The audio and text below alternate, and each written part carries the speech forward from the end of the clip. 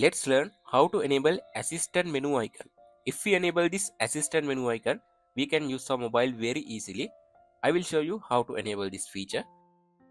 Go to your mobile settings, scroll down this page and go to accessibility option. In here, click on interaction and dexterity option. In here, you can enable this assistant menu icon. Click on allow. This is our assistant menu icon. Now I click on it. You can see this all options: back, home, recent. If you want to adjust your volume, you can adjust it like this. Lot of features have on this application.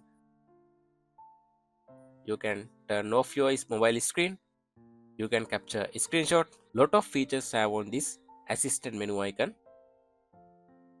You can customize this assistant menu icon. Now I click on this assistant menu option. In here you can change this icon transparency as you like. And if you want to change assistant menu items, you can change it. Click on this select assistant menu items option. After, in here you can customize it as you like.